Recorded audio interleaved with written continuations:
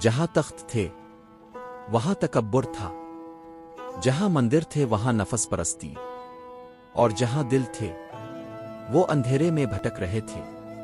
ایسے میں ایک درویش نبی کریم صلی اللہ علیہ وآلہ وسلم کی بشارت لیے ہند کی سرزمین پر قدم رکھتا ہے، نہ تلوار نہ لشکر، صرف ذکر، سجدہ اور اخلاق کا اسلحہ لیے۔ یہی تھا غریب نواز کا ہند میں پہلا قدم، روشنی کے قیام کا آغاز۔ خواجہ معین الدین چشتی رحمۃ اللہ علیہ نے چند ماہ مزید حضرت عثمان ہارونی رحمۃ اللہ علیہ کے ساتھ گزارے اور پھر اجازت لے کر سفر ہند کی تیاری کی۔ اب کا قافلہ مکمل روحانی تھا، ہمراہ صرف چند فقیر، ایک چٹائی، ایک لوٹا، اور دل میں وہ روشنی جو نبی کریم صلی اللہ علیہ وآلہ وسلم کی بشارت سے روشن ہوئی تھی۔ اپنے ایران، ہرات، سبزوار، بلخ، غزنی، قندھار اور لاہور سے ہوتے ہوئے ہندوستان کا سفر کیا۔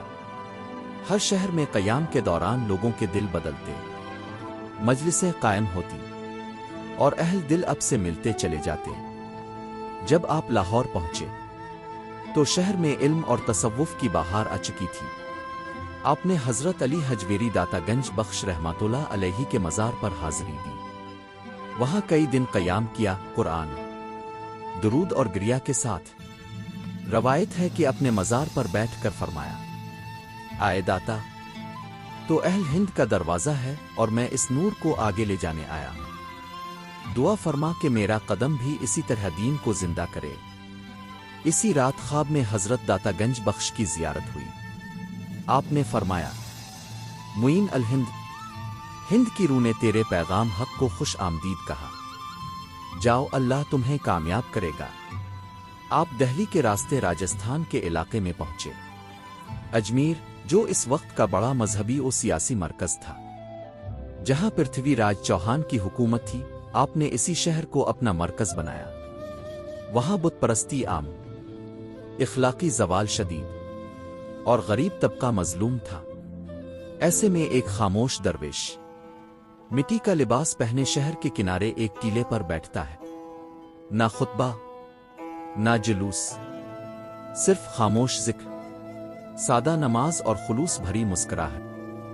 خواجہ صاحب نے اجمیر کے ارد گرد کے دیہاتوں میں جا کر سب سے پہلے غریبوں، مزدوروں اور پسے ہوئے لوگوں کو محبت، احترام اور کھانے کے ذریعے قریب کیا۔ آپ کہتے، اللہ کا دین صرف مسجدوں میں نہیں، جب تک غریب کا پیٹ بھرا نہ جائے اس کا دل اللہ کی طرف نہیں آتا۔ وہ لوگ جو درباروں سے دور تھے، جو ذات پات کے نظام میں کچلے گئے تھے، اب ایک ایسے درویش کی صحبت میں تھے جو انہیں انسان سمجھتا تھا۔ اجمیر میں ایک کنواں خشک ہو چکا تھا، کئی بار کوشش کے باوجود پانی نہ نکلا۔ لوگوں نے خواجہ صاحب سے عرض کیا۔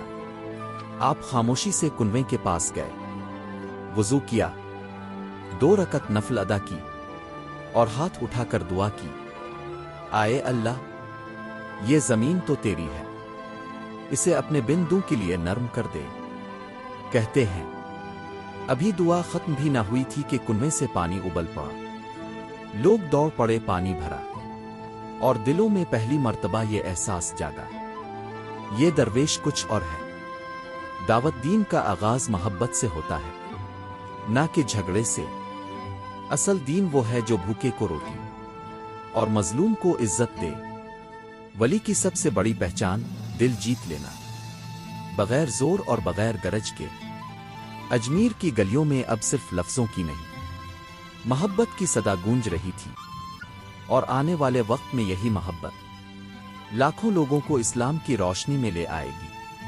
اگلی قسط میں دیکھیے خواجہ غریب نواز کا اجمیر میں روحانی غلبہ اور پرتھوی راج کی شکست۔ اگر آپ کو خواجہ غریب نواز کی یہ روحانی کرامات پسند آئی ہوں تو لائک کریں، شیئر کریں، اور ہمارے چینل اسرار حقیقت کو سبسکرائب کریں تاکہ روحانیت کا یہ سفر اب سے رہ نہ جائے۔